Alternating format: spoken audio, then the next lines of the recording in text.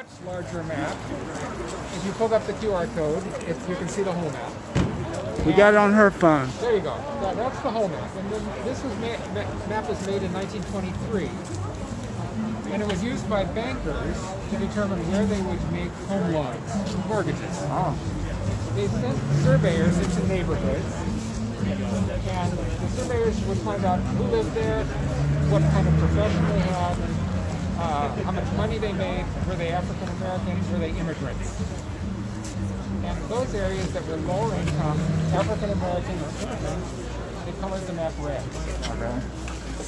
If you lived in a red area, it would be really, really hard to get a mortgage or home loan. They were not resourced. That seems unfair. Well, it's now illegal. So not only unfair, it's illegal now. But It is now illegal, yeah. But it was not then. And so what is the yellow? Is that the white Okay. neighborhood? The yellow is a little bit less.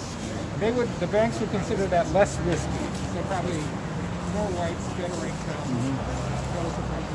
And what time period again? 1922 with this one. Okay. Blue was even better. And then there's green, would be where the wealthy people live. There's no green though. There's no green. People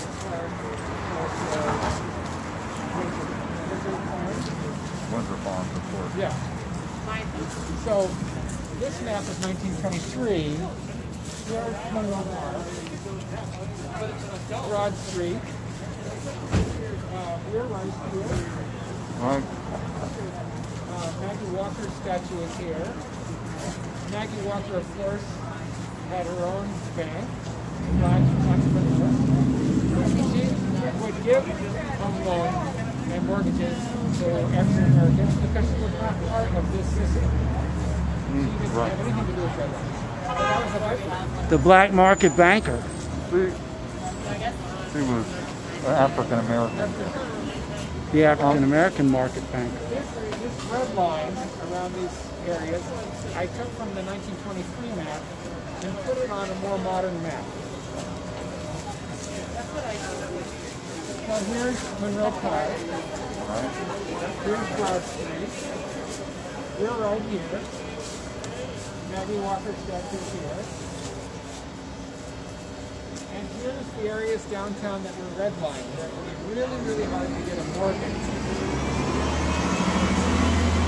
What are your thoughts about the extent of redlining in the downtown Richmond? Jackson Feels like systemic racism.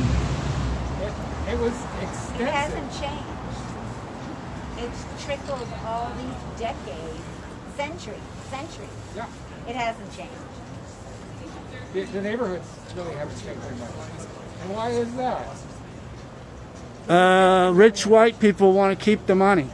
Well, I don't know. I don't know how that figures in. I think part of it is that because there was low home ownership here, the resources were not put into these neighborhoods. Banks and other organizations were less willing to invest.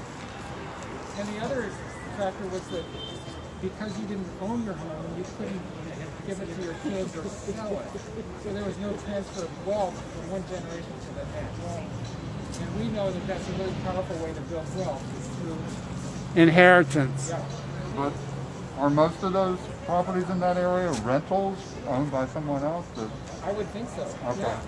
This area was commercial, so there's not home ownership right here.